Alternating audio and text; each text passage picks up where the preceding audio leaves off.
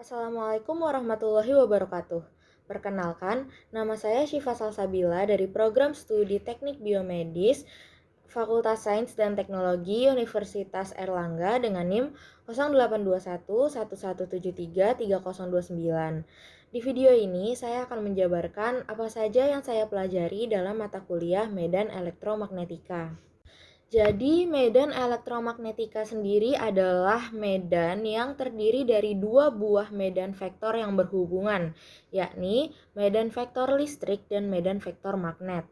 Nah, karena medan elektromagnetika ini terdiri dari medan vektor, maka operasi-operasi yang dilakukan di dalamnya juga terdiri dari operasi vektor. Salah satunya adalah operasi diferensial vektor atau yang bisa kita sebut dengan nama del.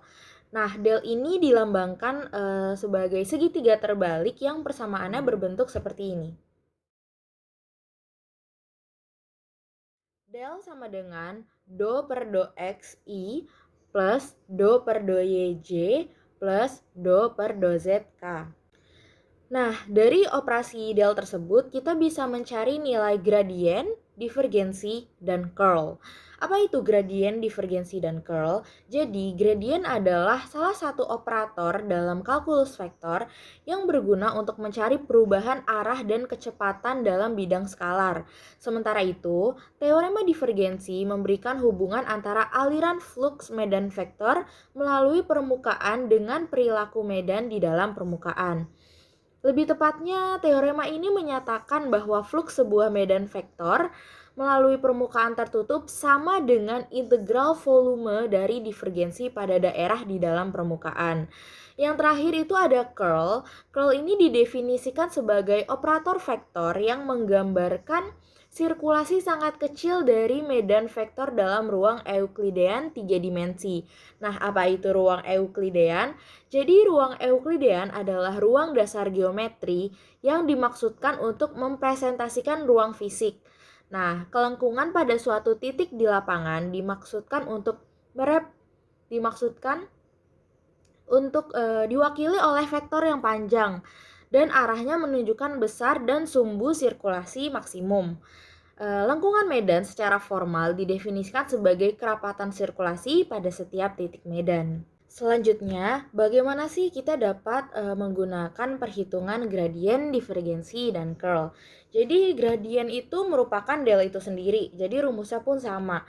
Nah, fungsi yang dapat dihitung dengan operasi gradien adalah fungsi skalar, dan perhitungan dengan menggunakan gradien ini akan menghasilkan fungsi vektor. Sementara, divergensi merupakan del dengan operasi dot. Fungsi yang dapat dihitung menggunakan divergensi adalah fungsi vektor dan perhitungan divergensi akan menghasilkan fungsi skalar. Dan terakhir, curl merupakan operasi del cross di mana fungsi yang dapat dihitung dengan curl ini adalah fungsi vektor dan perhitungan curl juga akan menghasilkan fungsi vektor. Nah, dapat dilihat di tabel berikut. Untuk operator gradien, dia ini untuk fungsi medan skalar. Di situ contohnya ada V, X, Y, Z dan akan menghasilkan medan vektor ya. Ini gradien dari V adalah do per do XI plus do per do YJ plus do per do ZK. Di bawahnya ada divergensi di mana lambangnya adalah del dot. Nah, medan vektor yang bisa dihitung dengan divergensi ini biasanya berbentuk vektor A, X, Y, Z sama dengan IAX ditambah JAY ditambah KAZ. Dan hasilnya adalah medan skalar yang berbentuk divergensi dari A adalah do AX per do X plus do AY per do Y plus do AZ per do Z.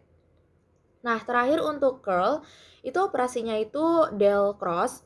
Ya, medan vektornya juga sama, yang bisa dihitung itu A, X, Y, Z sama dengan IAX plus JAY plus KAZ. Dan medan vektor yang dihasilkan adalah curl A sama dengan dalam kurung do VZ per do Y min do VY per do Z I plus dalam kurung do Vx per do Z min do Vz per do X J plus dalam kurung do Vy per X do X min do Vx per do Y ZK. Oke, yang kedua saya akan membahas tentang hukum Gauss. Hukum Gauss ini digunakan untuk memudahkan kita dalam melakukan perhitungan medan listrik oleh objek 2 dimensi dan juga objek 3 dimensi. Dasar dari hukum Gauss adalah flux listrik. Flux listrik ini adalah jumlah garis medan listrik yang menembus bidang. Nah, untuk lebih jelasnya, hukum Gauss ini memiliki definisi sebuah hukum yang menyatakan bahwa jumlah dari garis medan yang melewati sebuah permukaan sebanding dengan jumlah muatan yang berada di permukaannya. Hukum Gauss menghubungkan antara medan listrik yang ada pada permukaan tertutup dengan muatan total yang berada di dalam permukaan tersebut. Hukum Gauss juga menyatakan bahwa besar flux listrik yang melalui sebuah bidang akan berbanding lurus. Hukum Gauss sendiri berbunyi seperti ini, bahwa flux listrik total yang melewati sembarang permukaan tertutup dalam kurung sebuah permukaan yang mencakup volume tertentu berjumlah sebanding dengan muatan listrik dalam kurung neto total yang berada di dalam permukaan tersebut. Jadi hukum Gauss ini pada umumnya digunakan untuk menghitung medan listrik yang telah dihasilkan dari muatan yang bergerak dengan sangat cepat dan juga muatan yang pergerakannya dipercepat. Nah, hukum Gauss dapat dipakai untuk menghitung medan listrik dari sistem yang mempunyai kesimetrisan yang cenderung tinggi. Contohnya, simetri silinder, simetri kotak, dan simetri bola. Dalam menggunakan hukum Gauss, perlu untuk memilih suatu permukaan yang hayal dan tertutup. Bentuk dari permukaan tersebut dapat berupa apa saja. Karena dasar dari hukum Gauss adalah flux listrik, maka kita membutuhkan rumus flux listrik untuk menghitung hukum Gauss. Nah, rumus flux listrik sendiri ini adalah flux listrik sama dengan E dikali A. Untuk medan yang membentuk sudut itu sama dengan E dikali A dikali cos theta, dan satuannya adalah N M kuadrat per C. Nah, rumus ini digunakan jika medan listriknya seragam di setiap titik nilainya sama. Nah, untuk medan listrik yang tidak seragam digunakan rumus flux sama dengan integral dari E dikali dA. Seperti yang telah tadi disebutkan, hukum Gauss ini digunakan untuk permukaan yang tertutup. Nah, untuk permukaan yang tertutup, perhitungan fluxnya itu menggunakan integral tertutup dari E dikali dA. Nah, maka dari itu, persamaan hukum Gauss ini adalah integral tertutup E dikali dA sama dengan Q enclosed per epsilon 0. Apa itu Q enclosed? Q enclosed itu adalah muatan listrik dalam permukaan tertutup yang ditinjau.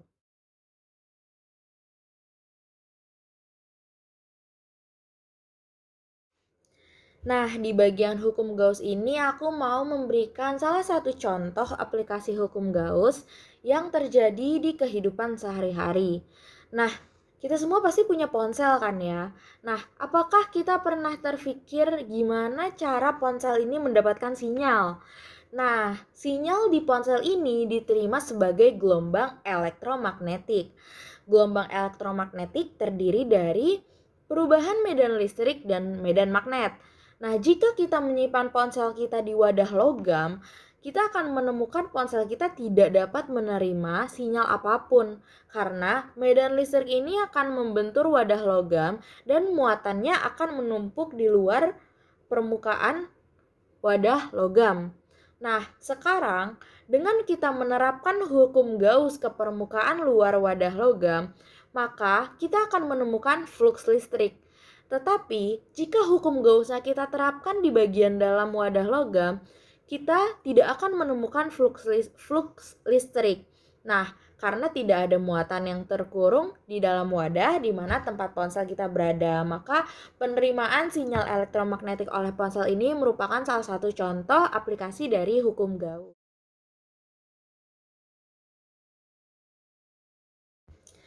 Baik, untuk bagian terakhir dari video ini, saya akan membahas mengenai energi potensial listrik.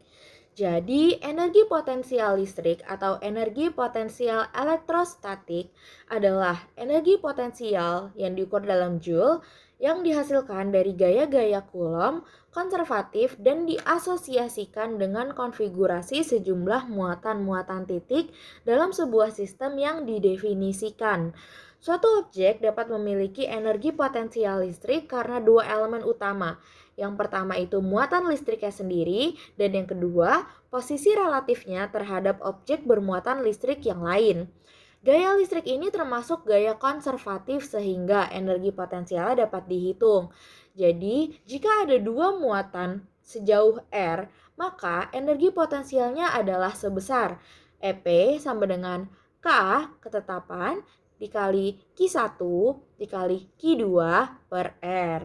Tanda dari energi potensial ini bisa negatif atau bisa juga positif mengikuti tanda dari muatannya. Untuk perpindahan muatan Q dari A ke B, kerja yang dilakukan oleh medan listrik itu sama dengan perubahan energi potensial dalam sistem. Energi potensial U dan potensial listrik V adalah besaran skalar. Potensial listrik adalah energi potensial listrik per satuan muatan uji Q sehingga hanya tergantung pada muatan sumber penghasil medan listrik E yang bisa didefinisikan dengan VR sama dengan UR per Q. Sementara itu untuk beda potensial listrik sendiri rumusnya adalah VB dikurang VA sama dengan minus integral A hingga B untuk vektor ER dot DR. Nah, jadi satuan potensialnya ini nanti volt yang sama dengan joule per coulomb, dan energi 1 elektrovolt sama dengan jumlah kenaikan atau penurunan energi sistem saat sebuah muatan E bergerak melalui beda potensial 1 volt. Dan nilai dari 1 elektrovolt sendiri ini sebesar 1,602 dikali 10 pangkat minus 19 joule.